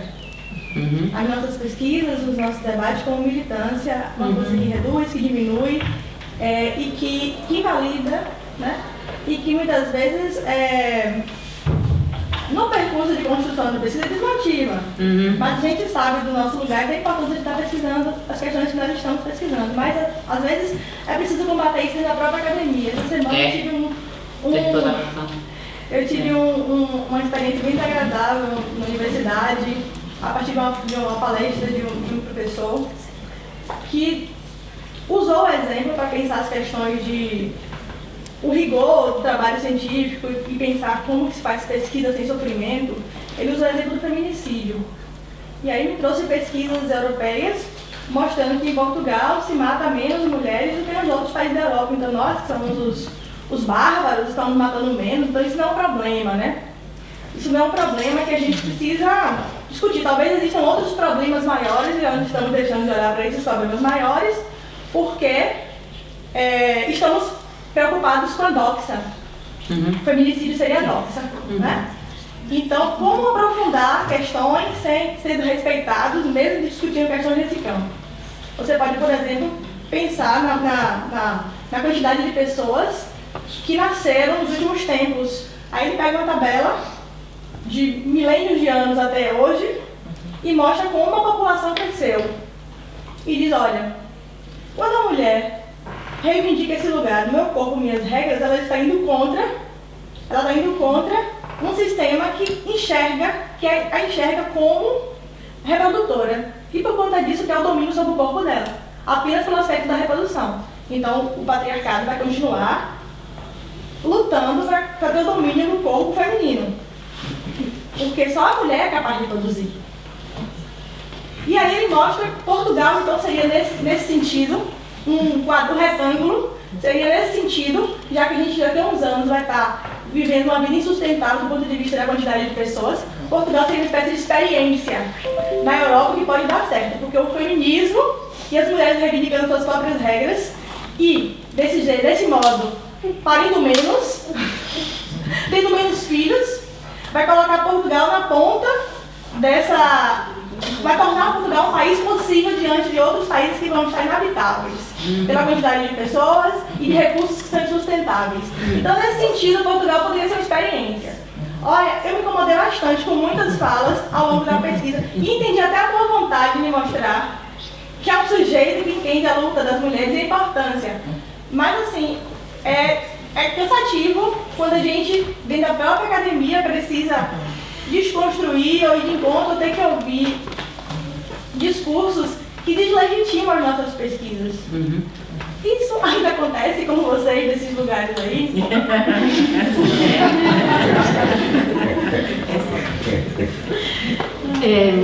É assim, isso existe, pois claro que existe, é como a história daquela crónica sobre a Joacine, porque naquele caso é uma luta por ideias políticas, na academia é uma luta por ideias, não é? E às vezes os meios utilizados para fazer prevalecer certas ideias sobre outras não são necessariamente os meios mais éticos, não é? E depois há uma hierarquia também, e portanto se um professor diz a uma aluna, como disse uma vez no Isqueté, uma aluna que numa apresentação falou da teoria feminista e o professor disse, teoria feminista, o que é isso? Isso não existe. Bem, quer dizer, aí ele não explicou porque é que não existia, não é? Nem deu oportunidade a ela para explicar, ele usou do seu poder autoritário e disse, não, é calado, vá falar de outra coisa.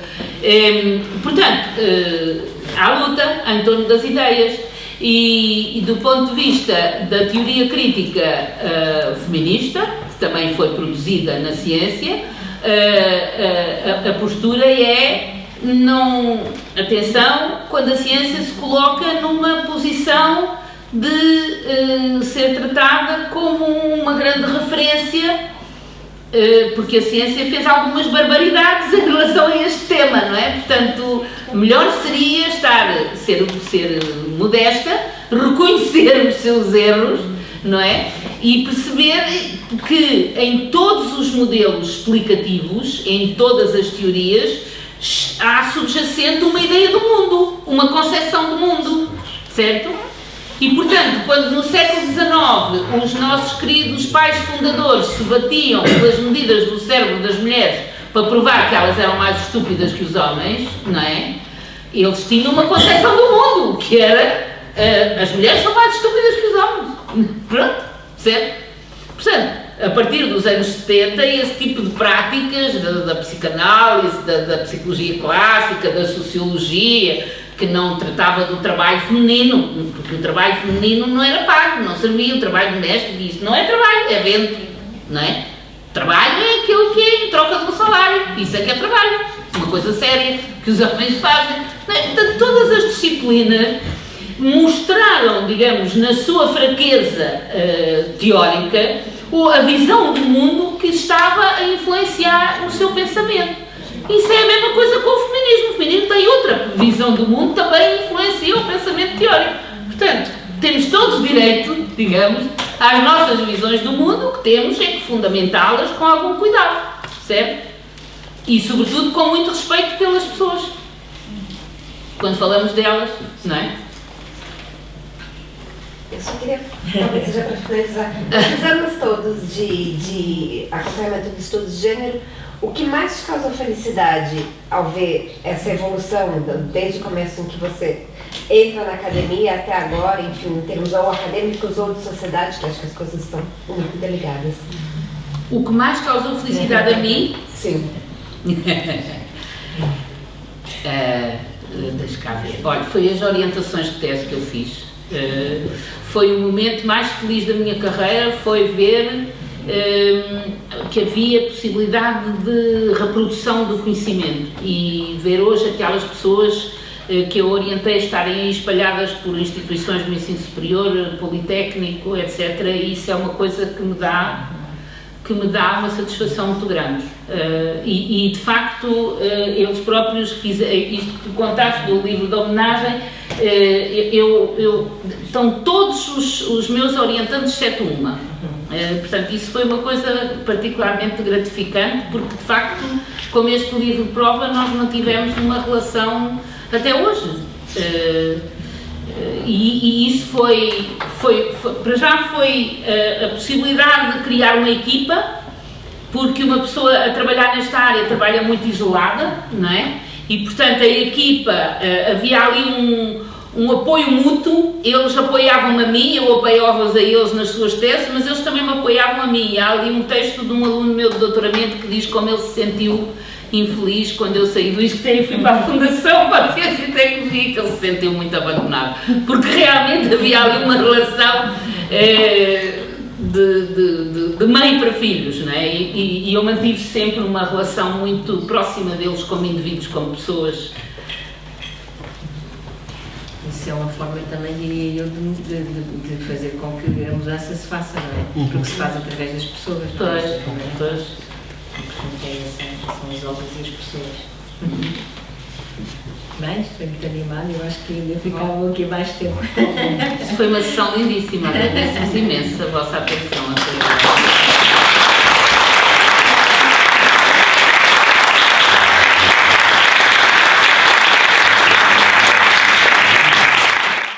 Bom, muito boa noite. Vamos iniciar o encerramento. Iniciar o encerramento. Enfim, as minhas palavras vão ser muito sucintas e vão ser fundamentalmente de agradecimento e de algum desafio também.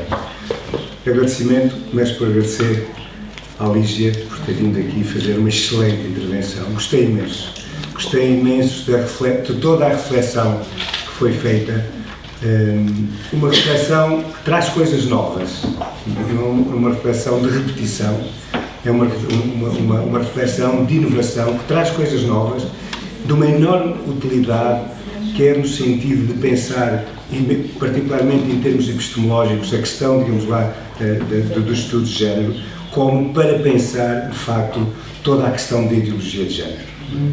É extremamente importante que este pensamento, que tu hoje trouxeste aqui, seja um pensamento que se comece a estruturar, que se comece a difundir para fora desta sala. Muito obrigado, Lígia, foi excelente, gostei muito da tua intervenção e, enfim, eu acho que depois, enfim, a parte do diálogo foi particularmente rica também. Um conhecimento e um cumprimento também ao seu diretor da Faculdade de Ciências Humanas, o meu amigo Francisco Caramelo, professor Francisco Caramelo, porque há pouco a professora Lígia dizia que realmente toda esta fase de incubação, podemos chamar assim, do próprio doutoramento, de negociação, mas que teve grandes aliados, e o professor Francisco Caramelo foi um grande aliado em todo este processo. E, portanto, da mais elementar justiça reconhecer, de facto, publicamente, todo este apoio que desde a primeira hora, às vezes em alguns momentos difíceis, enfim, em que foi necessário contar com a cumplicidade do professor Francisco Caramelo para ultrapassar pequeninos reveses, dentro da faculdade ou mesmo fora da faculdade. Portanto, queria publicamente fazer este agradecimento. Um agradecimento também a todas as pessoas que durante estes 2 primeiros anos aqui dentro do ISCTE, parece que os 2 próximos anos nos vão calhar a nós, vamos ter nós de facto esse trabalho que seguramente é um trabalho muito agradável, toda a equipa de apoio, a equipa técnica que tem ajudado a este doutoramento. É de facto, tem sido uma eficiência extraordinária e, enfim, publicamente gostaria também de fazer esse reconhecimento. Depois uma palavra, há aqui algumas pessoas, estou a ver aqui a Noa, algumas pessoas, a Elizabeth lá atrás, enfim, muita gente, não vou falar todas do primeiro ano. O primeiro ano foi um primeiro ano muito gratificante, muito heterogéneo, muito difícil também, particularmente para nós, e eu pelo menos falo por mim, porque estamos a aprender, não foram só as pessoas que estiveram a aprender, nós também estivemos a aprender, porque é de facto um doutoramento novo. Era tudo novo, é novo para os alunos e para as alunas, é novo também, portanto, para os docentes, e nesse sentido foi de facto um trabalho extremamente gratificante e foi com um enorme prazer, várias vezes nós dissemos isso, com um enorme prazer que chegamos ao fim e vemos excelentes projetos de doutoramento que certamente vão ser fundamentais para compreender melhor a sociedade portuguesa e para fazer todo este caminho que a professora Elisa estava há pouco, enfim, a referir. O segundo ano, a segunda versão, é um desafio. É um desafio para vocês, mas também é um desafio para nós, uma enorme responsabilidade. É uma enorme responsabilidade, entre outras razões, para, enfim, tentarmos traduzir já alguma aprendizagem que fizemos em relação ao ano anterior e agora podermos, de algum modo, enfim, transformar e levar para vocês essa mesma aprendizagem, o que aprendemos em termos de criar novas dinâmicas, em termos de, enfim, por poder ajudar-vos a construírem ainda projetos tão bons ou melhores do que os das vossas colegas e dos vossos colegas do ano anterior.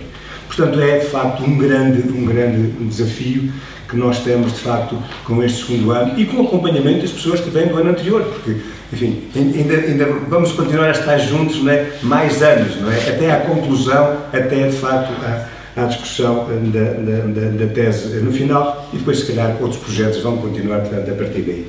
Isto é um processo, como eu costumo dizer muitas vezes, em que nós sabemos como começamos, mas eu acho que, de facto, o fim, digamos lá, não se vê à vista. Haverá um contínuo seguramente a partir daqui. Eu gostaria de concluir só, enfim, não queria alongar muito mais, já falei mais do que aquilo que tinha imaginado, para traduzir aqui algo, uma ideia que eu recordo-me que disse o ano passado e que referi o ano passado quando foi a apresentação também do doutoramento em estudos de género e que veio muito na linha do que a professora Lígia disse há pouco, ou seja, e que disse também o professor Francisco Caramelo, ou seja, nós pretendemos que este doutoramento seja um doutoramento de alta qualidade, de um ponto de vista científico. Mas isto não é para nós ficarmos fechados dentro da academia. Nós queremos que este doutoramento seja cientificamente de alto nível, mas que seja também um doutoramento comprometido socialmente. Ou seja, que o conhecimento, como disse há pouco a professora Lígia, que o conhecimento aqui produzido seja um elemento que ajude à transformação da sociedade no sentido, justamente, de, digamos lá, sociedades mais democráticas e mais livres, onde as pessoas possam ser mais felizes. Como eu disse há pouco, de facto, não há ciências sociais, não há estudos de género, se não houver democracia, se não houver liberdade. E, portanto, eu acho que esse é um pouco o grande tributo que nós também, a produzir o conhecimento científico que temos para a transformação da sociedade. E temos aí grandes desafios no futuro para os novos alunos e para as alunas também do ano anterior.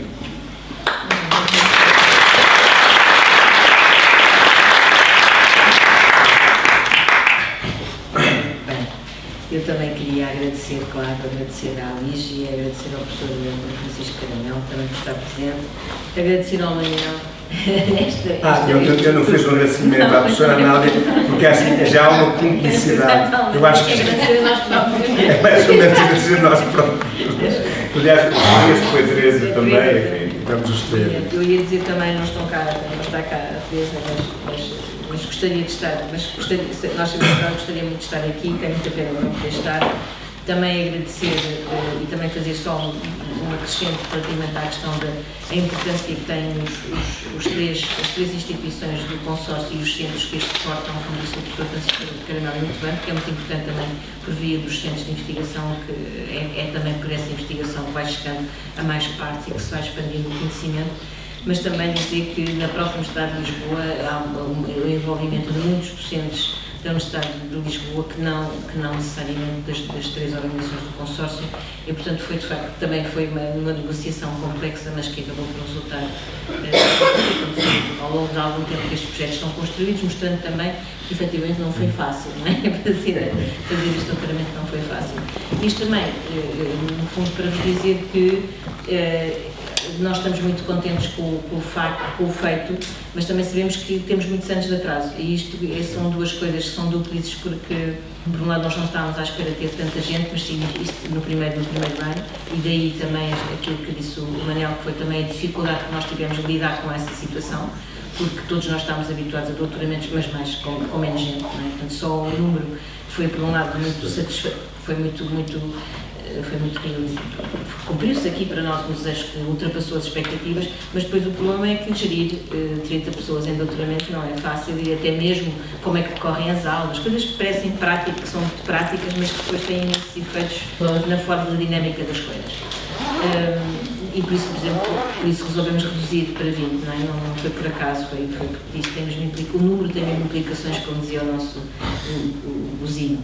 Bom, por outro lado, queria também dizer que, de facto, nós estamos muito empenhados, eu assino em baixo e não vou repetir aquilo que disse o professor Manel Lisboa, quanto temos uma visão próxima, aliás, por isso mesmo é que também fizemos nos metemos nesta aventura, e temos uma visão muito preocupada com as questões do impacto, como é que o impacto social do conhecimento que produzimos. E, nesse sentido, eu queria dizer que eu acho que estamos aqui numa fase em que se podiam quase desenhar duas linhas. Um momento de uma grande satisfação por sabermos que isto que vai ser produzido enquanto conhecimento vai poder ser incorporado em políticas públicas, nós vamos batalhar por isso, vai poder ser incorporado em termos de cidadania, porque a informação, como vimos, as questões do ser exposto à informação, como vimos, por exemplo, pela coisa positiva de se dizer que aquilo, até nos rimos hoje dos argumentos relativamente às cotas, não é? Mas, quer dizer, por um lado pensámos, foram décadas com esses argumentos, não é? Mas foi mudando, não é? Portanto, mudou. Ou seja, a persistência digamos, compensa, digamos assim.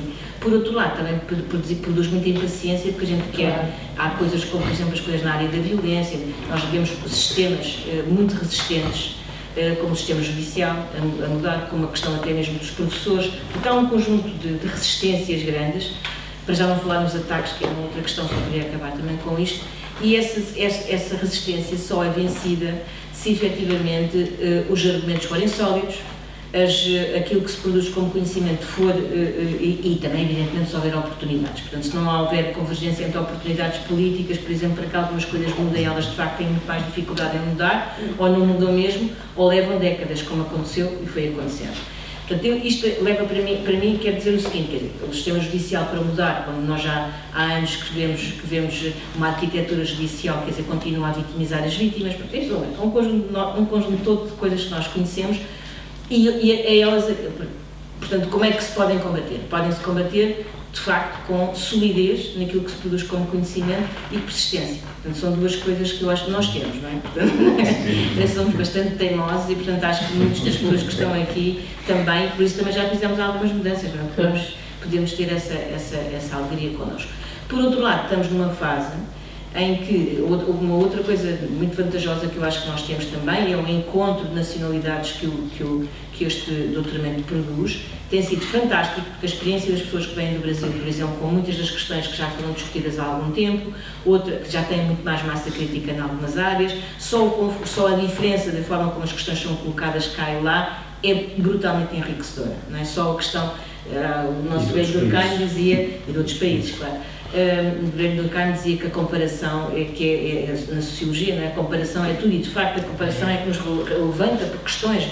Porque é que ali é feita aquela maneira e de outro aquele sítio é feito assim? Porque é que não se podia fazer, porque é que não? E nós estamos sempre a comparar em relação às questões da igualdade, por exemplo, com os países que nós estamos mais à frente do que nós, não é? E portanto estamos sempre com esta preocupação. Isto é muito, muito importante, o que tem acontecido também neste encontro de experiências diferentes e de países diferentes, porque a própria questão da diversidade coloca o problema de como vamos lidar com as questões da igualdade, justamente. Depois, por outro lado, eu acho que nós estamos, de facto, numa fase, do ponto de vista político, complicada, em alguns países como do Brasil, também dos Estados Unidos, e isso levanta uma outra questão, que é a nossa atenção à forma como as coisas são também disseminadas, são divulgadas, a nossa atenção à forma como podemos estrategicamente combater os argumentos das pessoas que, de facto, usam todos os meios, todos os argumentos possíveis, baseados na crença, baseados muitas vezes numa certa irracionalidade.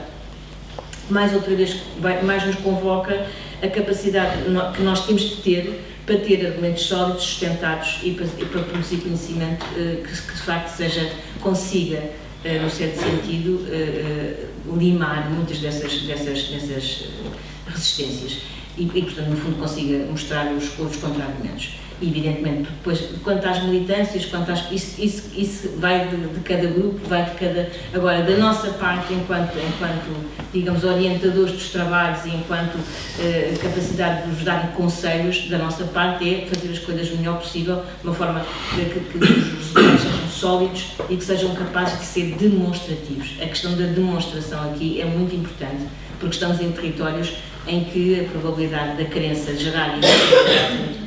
Portanto, eu fico muito satisfeita por ver novamente pessoas muito interessantes nesta nova leva de doutoramento e pessoas com muita vontade de aprender, com grande empenho nas aulas e já com algumas coisas feitas também pela sua própria experiência, e portanto tenho muito gosto em que estarmos aqui todos juntos e no fundo para reiniciar um caminho convosco, para acompanharmos este processo todo, que nós queremos que seja um processo de transformação, quer para vós, quer para nós, quer para as questões da igualdade de género em Portugal e não só.